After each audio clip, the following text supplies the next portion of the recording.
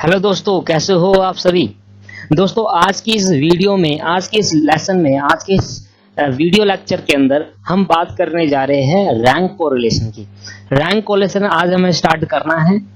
3 cases होते हैं rank correlation के अंदर, वो 3 केसेस हमें डीपली जाकर पढ़ने हैं और उसके बाद जाकर हमारा ये चैप्टर खत्म होने का आएगा। बट उसके बाद एक चैप्टर और पढ़ेंगे जो हमारे सिलेबस में तो है, बट हमें इस पे क्वेश्चन एग्जांपल्स नहीं दिए, कॉन्सेप्ट नहीं समझाया इंस्टीट्यूट ने, कॉन्करेंट डेविएशन मेथड फिर भी मैं आपको बताऊंगा, पर पेपर में नहीं आता। फिर ही बताना एक बार जरूरी कि करते कैसे। बहुत ही सिंपल, बहुत ही घटिया मेथड है। सिंपल सिंपल, घटिया होने का मतलब ये नहीं है खराब है, घटिया होने का मतलब होता है मेरे सिंपल है, बहुत ही घटिया सिंपल। ठीक है। अच्छा, जैसे कि हमने कहा कॉन्करेंट मेथड, ये वाला हमारा कॉन्करेंट डेविएशन मेथड, इससे क्वेश्चन भी दे रखा है। बहुत ही सिंपल होता है, बहुत ज्यादा सिंपल होता है। जब मैं कराऊंगा आप कहोगे सर कितना घटिया मेथड है, इतना सिंपल मेथड है। चलो, पिछली क्लास में मैंने होमवर्क भी दिया था और मैं ये मान रहा हूं कि आपने होमवर्क कर लिया होगा, क्योंकि सिंपल था। इस वजह से मैं अब नए कॉन्सेप्ट की शुरुआत कर रहा हूं। दोस्तों, सिंपल होता है होमवर्क आपके पास जो मैंने दिया वो सिंपल रहा होगा, क्योंकि कोफिशिएंट ऑफ कोरिलेशन निकालना सीख लिया था पिछली क्लास में, प्रोबेबल एरर निकालना सीख लिया था। जब आर निकल जाएगा तो आर निकालने का प्रोबेबल एरर निकालने में क्या दिक्कत है। ठीक है भाई, समझ में आ गया आपको।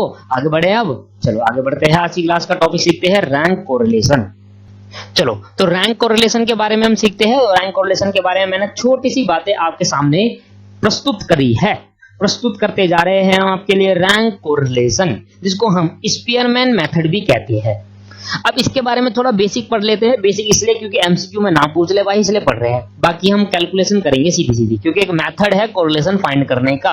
मैंने आपको 4 मेथड बताए थे, बताओ कौन कौन से। काल्पिरिएशन, रैंक कोरिलेशन, कॉन्करेंट डेविएशन और लीस्ट स्क्वायर मेथड। ठीक है, यही बताए थे 4। और वो 4 मेथड में से लीस्ट स्क्वायर मेथड तो सिलेबस में है ही नहीं। कॉन्करेंट सिलेबस में है तो सही, इसके लिए कॉन्सेप्ट नहीं दे रखा, वो मैं कराऊंगा। तो लीस्ट स्क्वायर मेथड है वो तो सिलेबस में है ही नहीं, ना उसके क्वेश्चन है। कॉन्करेंट मेथड के क्वेश्चन तो है, पर उसका कोई कॉन्सेप्ट नहीं बता रखा बुक के अंदर, और क्वेश्चन तो है, पर क्वेश्चन है तो करेंगे। ठीक है। अच्छा, दूसरी बात, रैंक कोरिलेशन, काल्पिरिएशन मेथड से कोरिलेशन निकालना सीखा, अब रैंक कोरिलेशन से कोरिलेशन निकालना सीखेंगे। इससे पहले कुछ बेसिक बातें यहां पर पढ़ लेते हैं। रैंक कोरिलेशन कैसे आया, ध्यान से देखना। 1904 में प्रोफेसर चार्ली, बहुत इंपॉर्टेंट नाम है, professor Charlie Edward Spearman, professor Charlie Edward Spearman ने डिवाइज करा, एक मेथड बनाया, और इसका जो मेथड कंप्यूट करता है कोफिशिएंट ऑफ कोरिलेशन। देखो नाम कैसे पड़ा, रैंकिंग मेथड। पहले तो उसका नाम पड़ा स्पीयरमैन मेथड। स्पीयरमैन मेथड क्यों पड़ा, क्योंकि जो बनाने वाला था उसका नाम था प्रोफेसर चार्ली एडवर्ड स्पीयरमैन, इसलिए इसका नाम स्पीयरमैन मेथड ही बन गया। तो बनाने वाले का क्या नाम था, स्पीयरमैन, इसलिए नाम पड़ गया स्पीयरमैन मेथड। 1904 में इसने बनाया था। क्या, क्यों बनाया था, कोएफिशिएंट ऑफ कोरिलेशन को कंप्यूट करने के लिए। और इसका रैंकिंग कैसे नाम पड़ा, इट इज बेस्ड ऑन, और ये मेथड बेस्ड है रैंक पे, रैंकिंग बतानी पड़ती है, और ये मेथड रैंकिंग पे बेस्ड है of different item in a variable. जो भी वेरिएबल हमें गिवन होगा, एक्स के अंदर जो वेरिएबल गिवन होंगे, वाई के अंदर, उस एक्स वेरिएबल का हमने रैंक करना है, तो रैंकिंग पे बेस्ड है, इसलिए नाम पड़ गया रैंक कोरिलेशन। इसलिए क्या नाम पड़ गया दोस्तों, रैंक कोरिलेशन, इसलिए नाम पड़ गया दोस्तों रैंक कोरिलेशन। आया बात समझ में। अब क्योंकि ये मेथड ये कहता है, इसलिए हम आगे बढ़ रहे हैं। तो मैं रेड पेन से हटा देता हूं, समझाने के लिए मैंने लगाया था। क्या याद रखना है, ये वाला रेड पेन से मैंने लगाया यहां पर, ये आपको याद रखना है। अब रैंक कोरिलेशन निकाला कैसे जाए, तो यहां पर रैंक कोरिलेशन को आर से डिनोट करा, मतलब ये रैंकिंग कोरिलेशन निकालने के लिए आर से डिनोट करा। कैसे निकालेंगे, 1 माइनस 6 सिग्मा डी स्क्वायर। और अगर मैं पेपर के एक्सपेक्ट से बात करूं ना दोस्तों, तो सबसे इंपॉर्टेंट है, पिछले बार के पेपर में भी आया है, दिसंबर वाले पेपर में भी यही पूछा गया है, दिसंबर। तो मैं कहूंगा अगर कोरिलेशन से क्वेश्चन पूछेगा तो रैंक का क्वेश्चन जरूर पूछेगा आपसे, रैंक और काल्पिरिएशन, बाकी और नहीं पूछेगा दोस्तों आपसे। रैंक और काल्पिरिएशन से पूछेगा। बट अगर मैं रैंक और काल्पिरिएशन से बताऊं तो उससे ज्यादा इंपॉर्टेंट का है, रैंक और काल्पिरिएशन में जो दोनों में से कौन सा इंपॉर्टेंट है, तो रैंक ज्यादा इंपॉर्टेंट है, तो उस पर ज्यादा फोकस करिए। जो अभी तक पढ़ते आए हैं वो तो इंपॉर्टेंट है, पर रैंक से ज्यादा नहीं है। बार बार अगर मैं कहूं पेपर में, अगर पेपर 10 बार होंगे, अगर 10 बार पेपर हुए हैं अभी तक, तो 10 में से 60%, 6 बार आया होगा रैंक और 4 बार पूछा गया होगा काल्पिरिएशन। तो 6 बार भी कह रहा हूं, 7 बार पूछा होगा। एन ब्रैकेट में n स्क्वायर -1, ये आपका फॉर्मूला है दोस्तों। तो R is equal to 1 minus 6 sigma D square upon में n ब्रैकेट में n स्क्वायर माइनस 1। अगर मैं n को याले n को अंदर भेज दूं तो कुछ ऐसा बन जाएगा ये।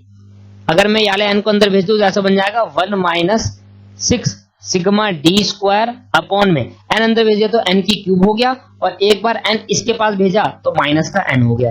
तो ये ऐसे भी बन सकता है। तो दोनों में से कोई भी एक मेथड आप चूज कर सकते हो, बट हमें कौन सा करेंगे, ये वाला करेंगे, ये वाला। ठीक है, एक ही क्यों अंदर भेजे, बाद में अंदर भेजेंगे। ठीक है मेरे भाई, तो आपको दोनों में से एक ही, मैं तो n को अंदर भेज दिया। अब इसके बारे में लिख लेते हैं। ठीक है, तो इसमें लिख लेते हैं वेयर लिखेंगे मेरे साथ साथ। R का मतलब है coefficient of rank correlation, coefficient of rank correlation. इस R को R छोटा r के भी लिखते हैं, ऐसे भी लिख सकते हैं, rank correlation, coefficient of rank correlation. अच्छा, इसके बाद जो n है वो है number of pairs. Number of pair का मतलब, नंबर ऑफ पेयर का मतलब x में कितने, x में x वेरिएबल होगा और y वेरिएबल होंगे, तो दोनों का पेयर में कितने नंबर्स है, तो दोनों में से एक ही होता है, तो इसलिए नंबर ऑफ पेयर बोलते हैं इनको। ये तो मैं आपको पता भी चल गया होगा, अभी इतने सारे क्वेश्चन करें। और d का मतलब है रैंक डिफरेंस। d का मतलब दोस्तों क्या है, रैंक डिफरेंस। d का मतलब है रैंक डिफरेंस। आगे आगे अब स्टार्ट करेंगे ब्लैक पेन से। In rank correlation, in rank correlation, अब कितने केसेस है रैंक के क्वेश्चन में, कितने टाइप के क्वेश्चन हमें करने हैं। In rank correlation, in rank correlation ऐसे लिखो, इन रैंक कोफिशिएंट ऑफ कोरिलेशन, ऐसे लिखो दोस्तों, कोफिशिएंट, कोई बात नहीं, गलती सबसे होती है। In rank coefficient of correlation, coefficient of correlation, in rank coefficient of correlation, we shall study, we shall study 3 different cases, 3 different cases, we shall study 3 different cases। भाई पहला कौन सा है, case number 1, case number 1, case number 2 और case number 3। तो 3 different cases है। कैसे कैसे केसेस आ सकते हैं, ध्यान सुनना। यही 3 केस करेंगे और रैंक का मेथड खत्म हो जाएगा हमारा। पहला, when rank are not given, when ranks are not given, are not given. दूसरा केस है when rank are given, when ranks are given.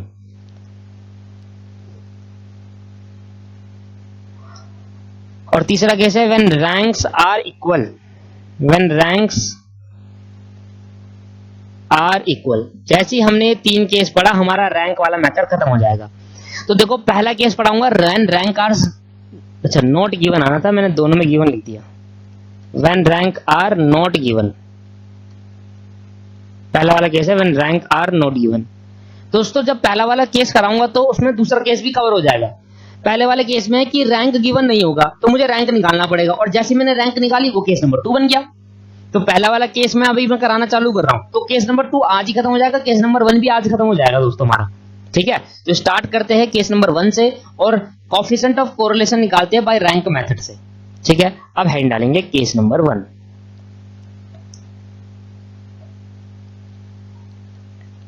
लो भाई, केस नंबर 1 की हेडिंग हो गई हमारी when rank are not given, when ranks are not given। जब question के अंदर रैंक्स गिवन नहीं होगा, when ranks are not given, नहीं गिवन होगा तो हम कैसे फाइंड आउट करेंगे, नहीं गिवन होगा तो हम कैसे फाइंड आउट करेंगे रैंक्स और कैसे फाइंड आउट करेंगे कोरिलेशन। लो भाई, क्या बात समझ में आ गई आपके? एक एग्जांपल से हम सीखते हैं। फॉर्मूला मैंने आपको पहले बता दिया, फॉर्मूला सब में एक ही लगेगा, तीनों मेथड में एक ही फॉर्मूला लगना है, 1 minus 6 sigma D square upon में एन ब्रैकेट में एन स्क्वायर माइनस 1। फॉर्मूला दोस्तों एक ही लगना है सब में। दोस्तों बहुत ही ज्यादा सिंपल क्वेश्चन होते हैं, जो हम कैलकुलेशन पढ़कर आए वो तो बहुत मुश्किल हो गया इसके मुकाबले। अब जैसे मैं कराऊंगा ना आपको खुद समझ में आएगा। देखो मैं एक क्वेश्चन लिख रहा हूं, यहाँ पर एक क्वेश्चन करा रहा हूं। मैंने लिखा है यहाँ पर x, मैंने एग्जांपल दिया मैंने कहा x और y मेरे पे दो वेरिएबल होंगे, दो तो वेरिएबल होंगे। अच्छा x वेरिएबल है जिसके अंदर लिखा है 415 और इसमें दे रखा है 434, लिखेंगे मेरे साथ, बनाएंगे क्वेश्चन, इसी के नीचे लिखेंगे। और दे रखा है 420, फिर दे रखा है 430, एग्जांपल लिखेंगे मेरे साथ 424 और 428। y में आपको दे रखा है 330, 332, 328 और आपके पास 331, फिर 327 और 325। ये मैं इसमें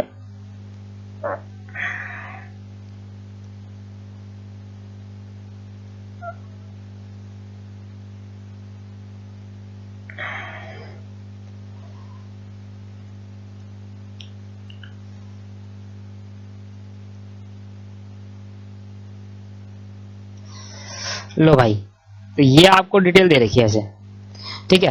अब हमें निकालना है, ये रैंक गिवन नहीं है इस क्वेश्चन में क्योंकि इसमें वेरिएबल गिवन है x और y।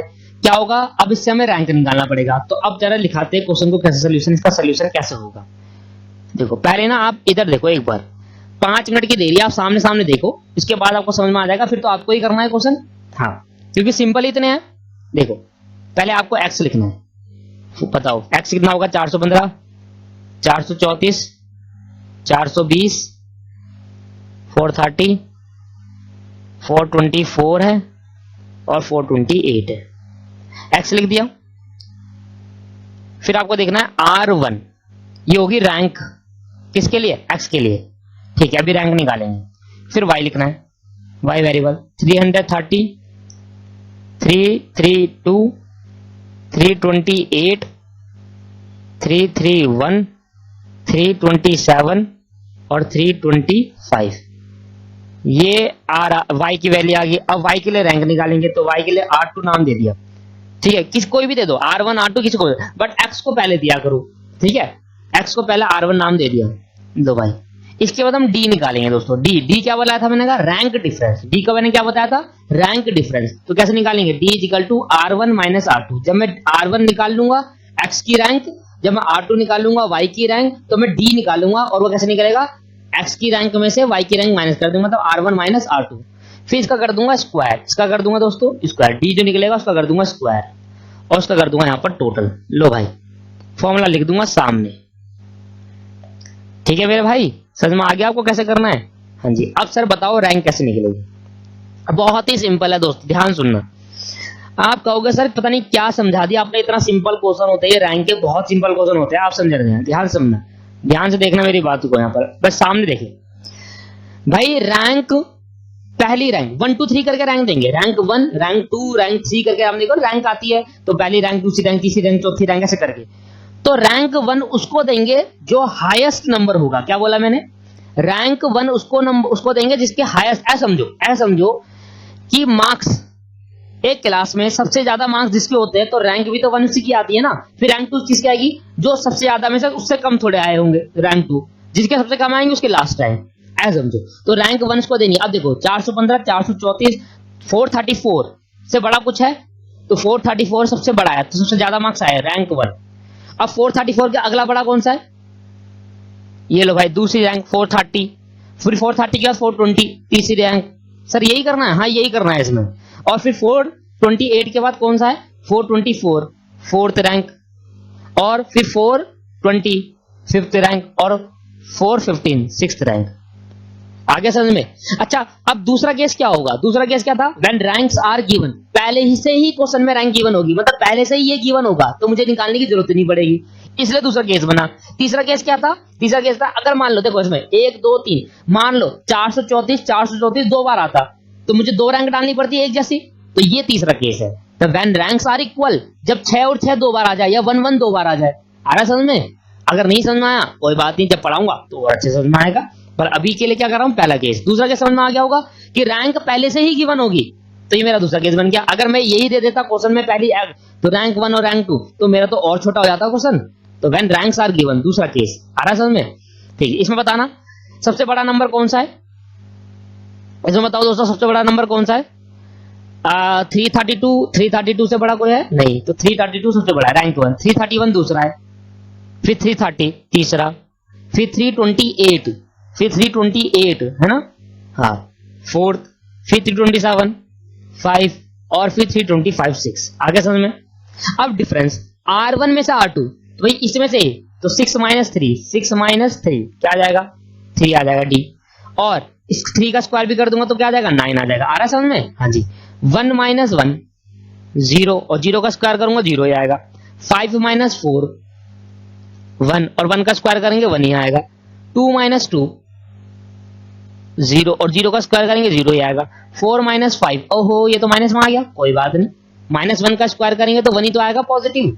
3 माइनस 6 आने दो माइनस में, माइनस 3, और माइनस 3 का स्क्वायर करूंगा तो क्या होगा? 3 3 या 9, और माइनस माइनस का स्क्वायर करूंगा तो प्लस हो जाएगा। अब इसको प्लस कर देंगे, 9 और 1 10, 9 और 1 20 आ गया। तो ये आ गया क्या? सिग्मा। इसको लिख दूं मैं दोस्तों, सिग्मा डी स्क्वायर, ऐसे लिख सकता हूं? हाँ जी लिख सकते हैं sir, sigma D square. D square का क्या कर रहा हूं? सम कर रहा हूं, क्या है? 20। लो दोस्तों खत्म हो गया फॉर्मूला। तो भैया अब मेरे को फॉर्मूला लगाना है, तुम कैसे लगाता? आर के ऐसे भी तो लिख सकते हैं, बताया था ना एक तरीका। तो क्या बता? 1 minus 6 sigma D square upon में एन, ब्रैकेट में एन स्क्वायर माइनस 1, यही था ना फॉर्मूला। एन क्या होगा? नंबर्स, कितने नंबर है एक्स की वैल्यू में? 6 तो नंबर है, रैंक जब 6 ही तो 6 नंबर हो गए। लो भाई, तो भाई 1 माइनस 6 डी स्क्वायर कितना आया? सिग्मा 20 है ना भाई, और एन कितना है? 6, और ये 6 का स्क्वायर माइनस 1। भाई बस इतना ही है सर, इतना ही है क्या? बहुत ही सिंपल है ये तो, मैं वही कह रहा हूं भाई, सिंपल ही है ये तो, बहुत ही सिंपल है। हाँ बस अब अगला स्टेप भी आपको समझ में आ गया होगा क्या करना है। अगर मतलब अगला केस रैंक पहले से गिवन होगी तो फॉर्मूला लगाना है, तो और सिंपल हो गया। तो भाई 6 को 20 से मल्टीप्लाई करेंगे तो ये आ गया 120 ऊपर वाला, नीचे 6 ऐसे रहने दो। 6 का स्क्वायर क्या होगा? 36 माइनस 1, और सॉल्व कर लेते हैं इसको, सॉल्व करना है बस। अब 1 माइनस, तो ये हो गया 120। अब मैंने 36 को माइनस का 35, तो 6 इंटू 36 में से 1 गए तो क्या होगा? 35। 1 माइनस, सर इतने स्टेप करोगे? हाँ जी कोई बात नहीं, पहले तो क्वेश्चन है, पहले क्वेश्चन में कर रहा हूं, बाकी तो ना करूंगा अगले क्वेश्चन में। अब 1 माइनस, अब इधर ध्यान सुनो, एलसीएम मत लेना, आपके पास कैलकुलेटर है दोस्तों, दिमाग लगाओ, पहले 120 से 210 को डिवाइड कर दो, पॉइंट में तो आएगा, कोई बात नहीं। 120 डिवाइड बाय 210 कैलकुलेटर है हमारे पास, ये आ गया 0.5714, तो 57 कर देता हूं 2 जीरो तक। अब 1 में से 0.57 माइनस कर दे, 1 में से 0.57 माइनस कर दे, तो ये आ गया 0.43। लो भाई क्या समझ में नहीं आया आपको? आ गया सर, रैंक कोरिलेशन समझ में आ गया आपको, है ना? केस नंबर, तो ये आर के मेरे को निकल गया है, कोएफिशिएंट ऑफ रैंक कोरिलेशन। लो भाई केस नंबर 1 समझ में आया? हाँ जी समझ में आ गया। इसके बाद क्या केस नंबर 2 करें? केस नंबर 2 हेड डालेंगे, case number 2। When ranks are given, when ranks are given, ranks are given, जब रैंक गिवन होगी, when ranks are given in question, पहले से ही क्वेश्चन के अंदर रैंक गिवन होगी, बस फिर तो और सिंपल हो गया। फिर तो मुझे रैंक 1 और रैंक 2 पहले से गिवन होगी क्वेश्चन के अंदर, और मुझे बस डिफरेंस निकालना है और आंसर निकालना है। भाई बताओ क्या प्रॉब्लम है, क्या समझ में आया? हाँ जी, अब इसके एक बार एग्जांपल इसके लिए बना देते हैं। लो भाई एग्जांपल दूसरा कर लेते हैं।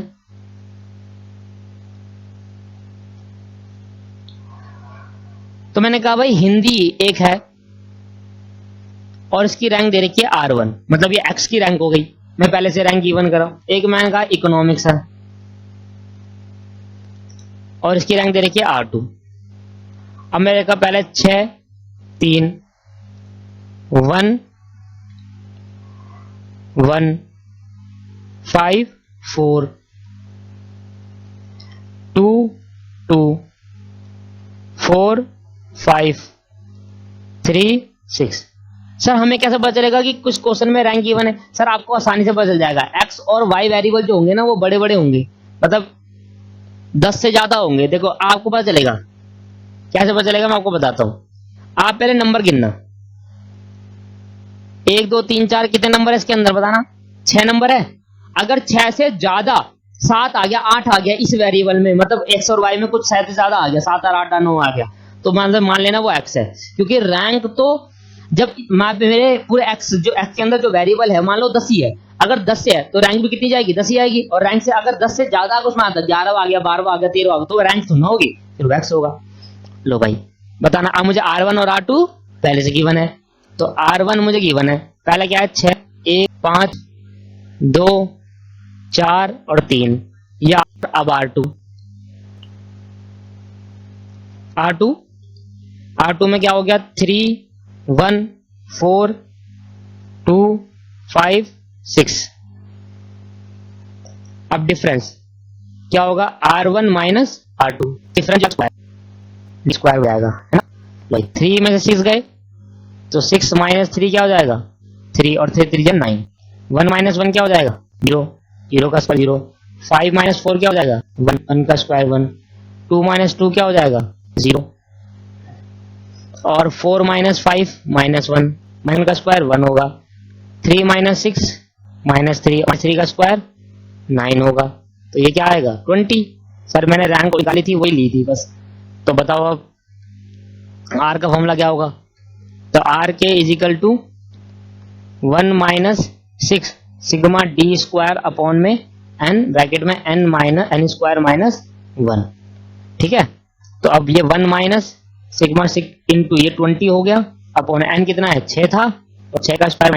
सर जहां तक मुझे याद है इसका 0.57 आ रहा था और इसका आया था 0.43। लो जी, तो ये भी हो गया। लो जी दोस्तों, क्या समझ में आया आपको? हाँ जी सर समझ में आ गया, बहुत अच्छे समझ में आ गया। अब हम चल रहे हैं केस नंबर 3। मैं सोच रहा हूँ आज ही केस नंबर 3, क्योंकि अभी ज्यादा टाइम भी नहीं हुआ, 22 मिनट्स हुए हैं बस, तो केस नंबर 3 भी स्टार्ट कर दिया जाए और रैंक को खत्म कर दिया जाए आज ही। केस नंबर 3 ज्यादा मुश्किल नहीं है दोस्तों, इतना मुश्किल भी नहीं है। When rank are equals, when rank are equal, अगर रैंक इक्वल आ जाए, कैसा आएगी इक्वल? ऐसा क्वेश्चन बनाना पड़ेगा। When rank are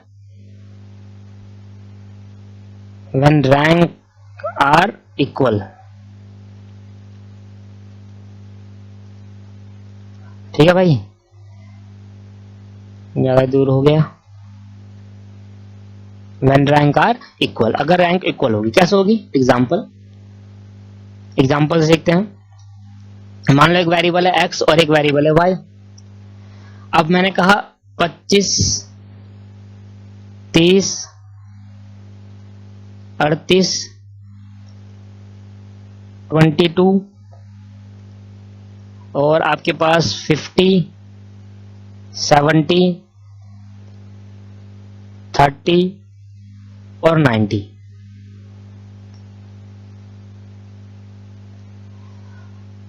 fifty 40 60 40 30 20 40 70।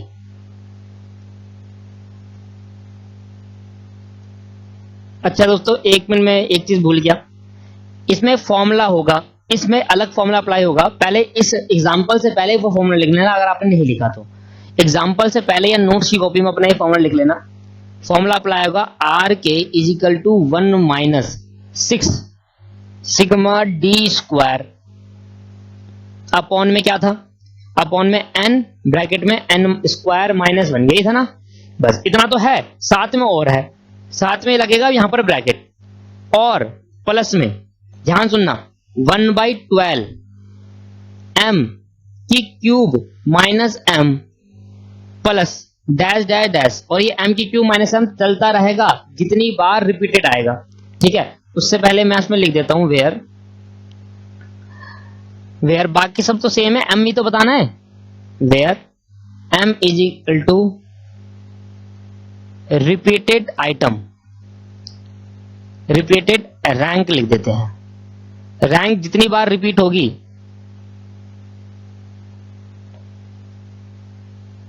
एक बार, दो बार, तीन बार, कितनी बार रैंक रिपीट हुई है, ठीक है, वो अभी मैं क्वेश्चन कराऊंगा तो समझ में आएगा। बस इतना लिख लो आप, इससे पहले एग्जांपल से पहले इतना लिख लो।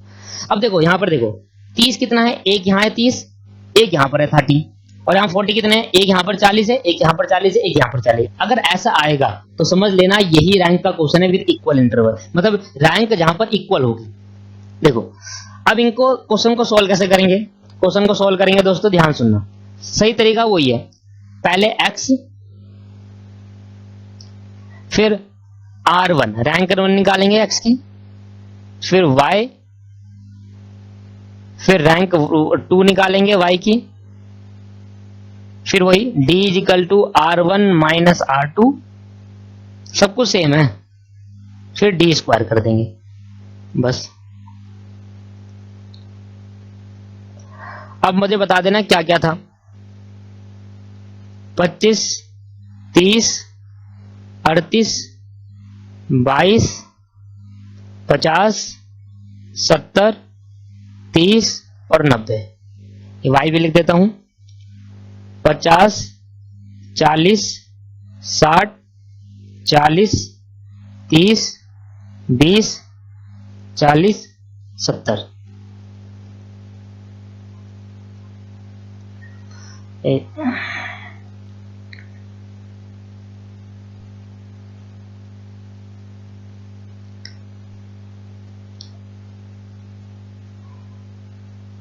यहां इसका टोटल कर देंगे, ठीक है भाई। अब ध्यान समझना,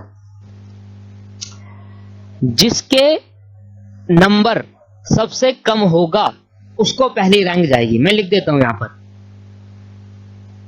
आप भी लिख दो, जिसमें वैल्यू सबसे कम होगी रैंक फर्स्ट उसको होगी। असेंडिंग ऑर्डर में रैंक दी जाएगी, वैल्यू सबसे कम रैंक 1, पहले क्या हो रहा था, वैल्यू सबसे ज्यादा रैंक 1। जिसकी वैल्यू सबसे कम होगी रैंक 1 उसको दी जाएगी, मतलब असेंडिंग ऑर्डर में रैंक दी जाएगी। और पहले वाले क्वेश्चन में क्या हो रहा था, वहां पर डिसेंडिंग ऑर्डर में, जिसकी हाईएस्ट वैल्यू थी रैंक 1 उसको मिल रहा था। अब इधर क्या हो रहा है, जिसकी सबसे छोटी वैल्यू होगी रैंक 1, फिर उससे बड़ी जो होगी रैंक 2।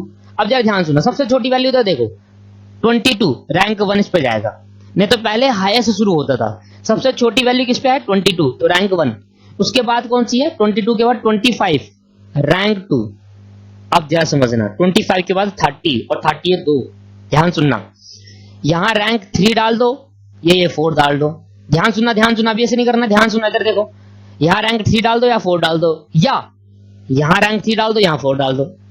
30 वाले कह रहे हैं कि भाई, ये वाला कह रहा है कि भाई मुझे रैंक 3 दे, ये कह रहा है भाई तुझे भी रैंक 3 दे, 30 तो मेरे भी है, मेरे को रैंक 3 दे।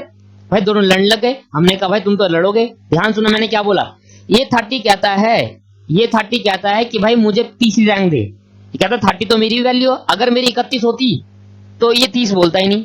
सुनो, अगर यहां पर 31 होता, 30 की जगह पर क्या होता, 31 होता, तो ये तो क्यों बोलता ही नहीं, तो 31 क्यों नहीं बोलता, तीसरी रैंक किसको मिलती, कि छोटे वाले को ज्यादा रैंक मिलेगी। अब दोनों 30 है तो दोनों लड़ने लग गई। तो इस केस के अंदर हमने क्या करा भाई, ऐसा है ना तेरी ना मेरी, एवरेज ले लेते हैं, ना तेरी ना मेरी, एवरेज ले लेते हैं। तो भाई कहां पर आ रहा था, एक रैंक 3 में गड़बड़ हो रही थी, एक 4 में हो रही थी, तो 3 और 4 का ही एवरेज लेकर डाल देंगे यहां पर दोनों में, और 3 और 4 रैंक बुक हो जाएगी।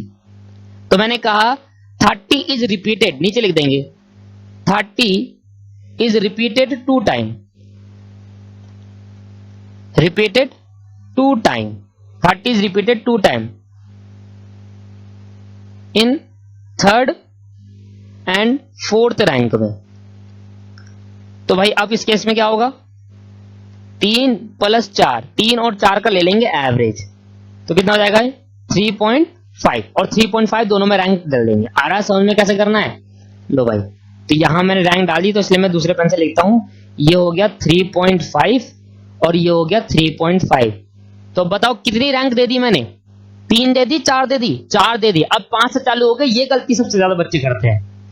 भाई मैं 3 रैंक नहीं दी, मैंने 4 दे दी। आप गिन लो, यहां पर आप गिन लो दोस्तों, 1 2 3 4। सर यहाँ तो 3.5 है, तो आप 4 पे जाएंगे? नहीं सर, वो 3 और 4 भिड़ रहे थे, लड़ रहे थे, इसलिए मैंने 3 और 4 को 3.5 आधा आधा बांट दिया, तो उन दोनों में तो 3 और 4 रैंक बुक हो गई।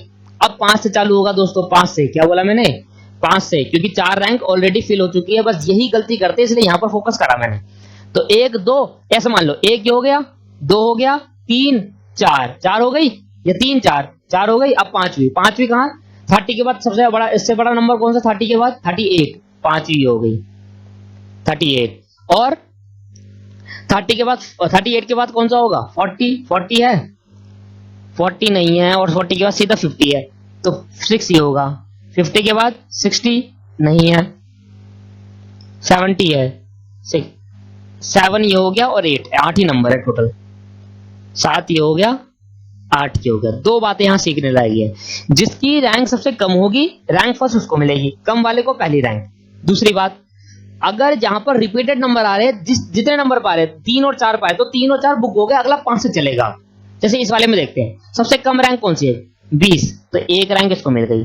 फिर 30 दूसरी, फिर 40 में कितने गिनना जा रहा है? 1 2 3, और किस पा रहे? पहली 2 तो हो गई, तो 3 4 5, 3 4 5 में भिड़ंत हो रही है, तो एवरेज लेंगे अब 3 4 5 का। तो यहां क्या लिख देंगे? 40 is repeated 3 times in third, fourth and fifth rank पे लड़ाई हो रही है, तो इनका ले लेंगे average. Third, fourth, fifth. Sir ये बार बार दिखाना होगा? नहीं, दिखाने की जरूरत नहीं है, पर दिखाओगे तो अच्छी बात है, कॉन्सेप्टली याद है ना? जितना टाइम लग रहा है इसको दिखाने में। Third, fourth, fifth divide by, अब एवरेज के लिए 3 से डिवाइड करना पड़ेगा, कहीं 2 से कर दो। भाई जितने ऐड करेंगे उतने से तो डिवाइड करेंगे। तो भाई मैं 3 ऐड कर रहा हूं, तो 3 से डिवाइड करूंगा, 2 ऐड करूंगा, 2 से डिवाइड, 4 ऐड करूंगा, 4 प्लस करूंगा तो 4 से, 3 प्लस 4 प्लस 5 डिवाइड बाय 3, तो भाई 4 आ गया इसका आंसर। भाई तीनों का एवरेज क्या आ गया? 4 आ गया। तो मैं 4 4 4 रैंक अलॉट कर दूंगा। तो कहां थी? एक यहां था, एक यहां, एक यहां। तो मैं इस नंबर से, भाई देखो 1 2 हो गई, तीसरी रैंक यहां डल गई, चौथी यहां डल गई, और 5वीं यहां डल गई। ठीक है, 5 रैंक बुक हो गई है। 5 रैंक कर दी ना मैंने, पर 5 तीसरी चौथी 5वीं में क्या डाला? 4 4 एवरेज ले लिया। आया समझ में? ठीक है, फिर 5 के बाद क्या होगी? छठी। अब छठी कहां पर होगा? 40 के बाद 50, 7वीं 60, और 8वीं 70। आगे समझ में आ गया? ठीक है भाई, 8 के 8 रैंक डलनी चाहिए टोटल। ठीक है, चलो अब डिफरेंस लेंगे। तो भाई 6 माइनस 2 क्या हो जाएगा भाई? 4, 4 का स्क्वायर 16। फिर 3.5 माइनस 4 इजिकल टू माइनस 0.5 करेंगे, इसका भी कैलकुलेटर नहीं यूज कर रहा। 5 माइनस 7 माइनस 2, 2 दूनी 4, और 1 माइनस 4, ठीक है ध्यान देना, माइनस 3, 3 3 जा 9, 6 माइनस 2 4, 4 4 16, और 7 माइनस 1 6 6 जा 6, और 3.5 माइनस 4 यह आया माइनस 0.5।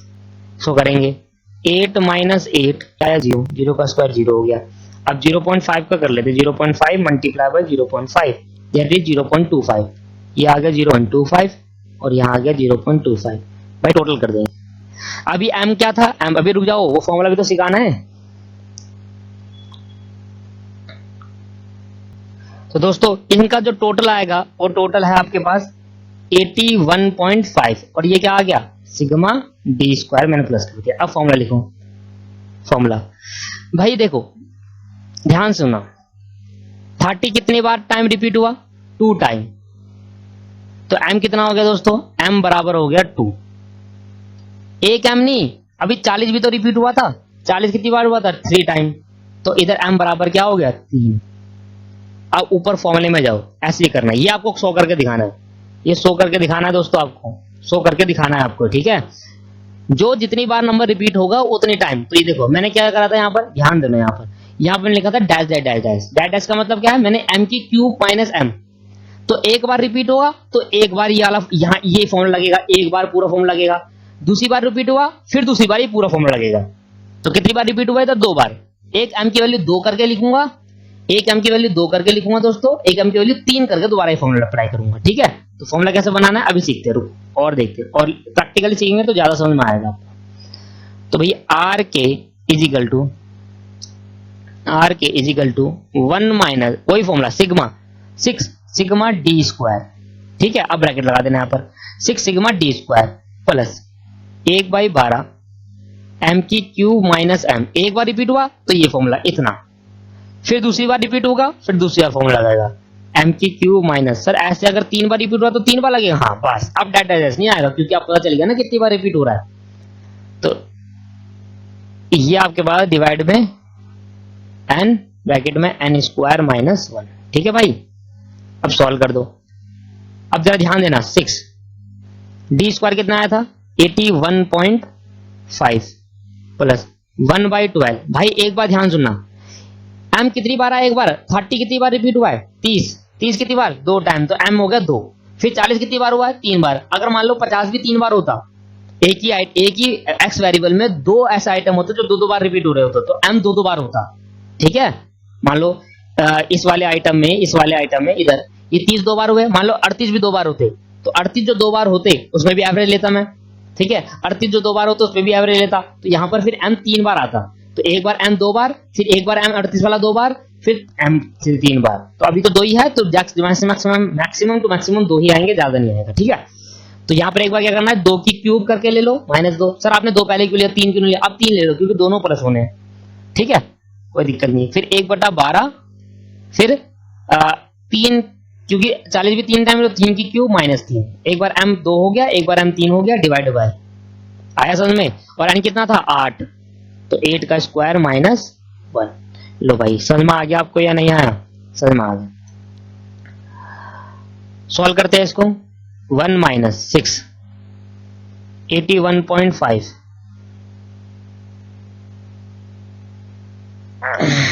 सर सॉल्व करते हैं कैलकुलेटर से। तो भाई ये हो गया 2 2 जा 4 2 जा 8। तो भाई एक बार डालता हूं 1/12 8 - 2 प्लस 1/12, एक मिनट रुकना, हाँ 3 27 हो गया, 27 - 3। फिर अगले में अब डायरेक्ट कर दूंगा थोड़ा, ये हो गया 8, ये हो गया 64 - 1 1 - 6 81.5 प्लस, अब इसको 8 - 2 तो 6 हो गया। अब 6 को 12 से डिवाइड करना है क्योंकि 1/12 तो क्या हो गया 0.5 प्लस 27 - 3 या 24 को 12 से डिवाइड करेंगे, ये आ गया 2। और 64 में से एक गया क्या है 63, तो 8 × 63। लो भाई इधर देखो 1 - 6 प्लस कर दो 81.5 प्लस 0.5 प्लस 2 84, तो ये हो गया 84। सबको प्लस करने के बाद इसको मल्टीप्लाई कर दो 8 को, 8 × 63 तो है 504। और सॉल्व करना अभी 1 - 84 को 6 से मल्टीप्लाई कर दो, यह है 504। अरे 81 को भी 6 से 84 था, 84 को 6 से मल्टीप्लाई, अच्छा नीचे 63, एक मिनट रुकना दोस्तों, 63 मल्टीप्लाई बाय 8, कोई नहीं 504 ही आ रहा है, तो क्या हो गया 1 - 1। भाई इसको काटने पे क्या आया 1 ही आया, तो 1 - 1 कितना आया 0। तो कोरिलेशन है या नहीं? तो भाई आर के कितना आ गया 0 आ गया। तो 0 आने का मतलब क्या है एक्स और वाई में कोई भी कोरिलेशन नहीं है। 0 का मतलब समझ रहे हो ना आप, एक्स और वाई में कोई भी कोरिलेशन नहीं होगा, एक्स और वाई, क्योंकि 0 आ गया और 0 आता है नो कोरिलेशन। लिख भी दो यहाँ पर नो कोरिलेशन, ये तो निकालना था कोरिलेशन है या नहीं, नो कोरिलेशन है। अब बताओ दोस्तों क्या रैंक कोरिलेशन खत्म हुआ? हाँ सर खत्म तो हो गया, बट एक चीज और पढ़ानी है, बट वो अगली क्लास में देखेंगे। पहले आपका आज का होमवर्क सुनो।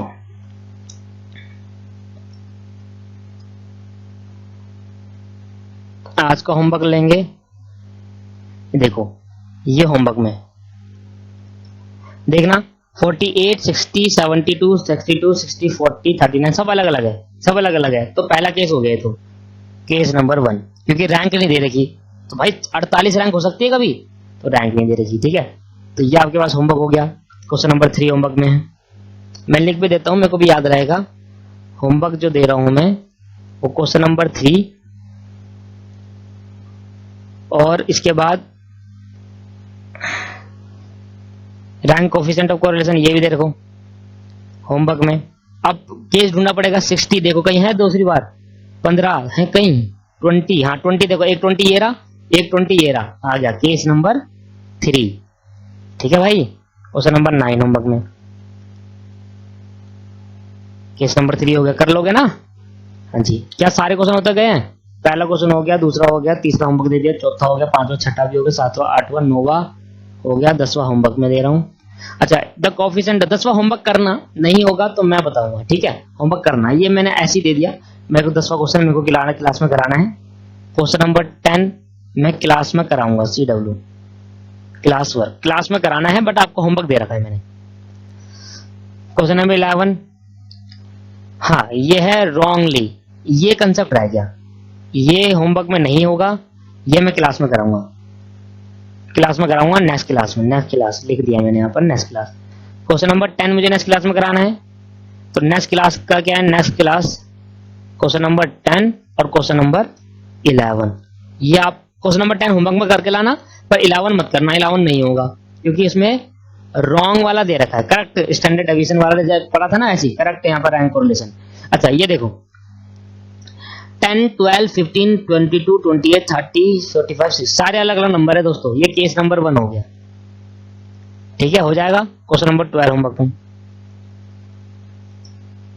देखो, अब सारे खत्म हो गए, मैंने कहा था ना खत्म हो जाएंगे सारे, और वो तो है ही नहीं यहाँ पर।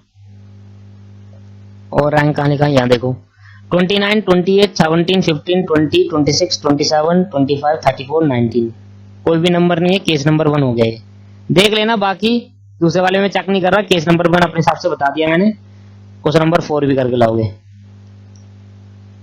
क्वेश्चन नंबर 4 एक्सरसाइज 2 का, ये एक्सरसाइज 1 का है।